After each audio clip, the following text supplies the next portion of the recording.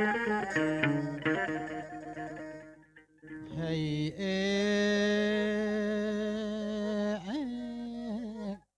ខ្ញុំបាទក្រុមតន្ត្រីអប្រគុណណាយ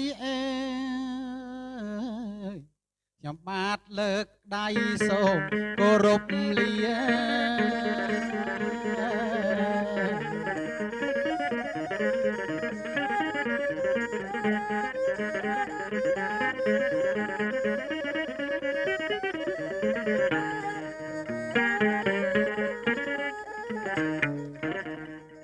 សូមក្រាបថ្វាយបង្គំ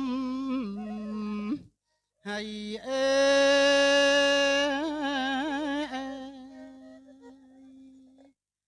លោកយាយលោកតាយ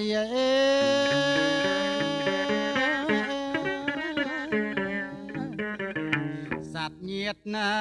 យមីងមីលាដោយក្តីអាយឡាយ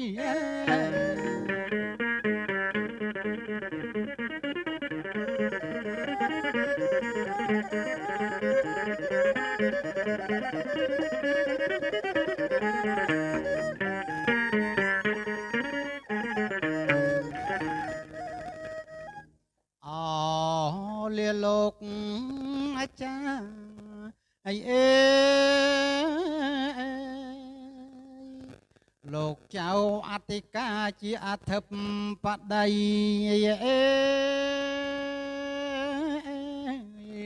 ដោយក្តី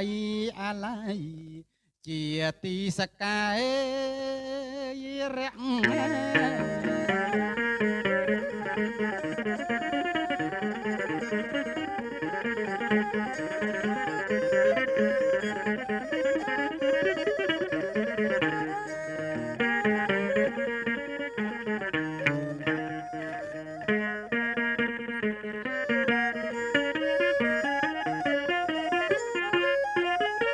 ខ្ញុំប្រកាសណាសូម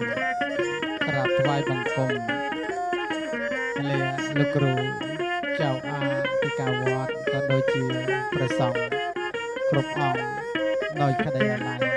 សូមគោរពលាលោកឪពុកអ្នកម្ដាយ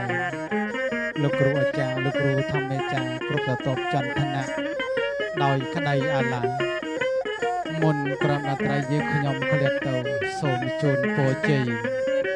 សិរីសួស្តីជ័យមង្គលគុណប្រការដល់លោកយាយលោកតាសាច់ញាតិ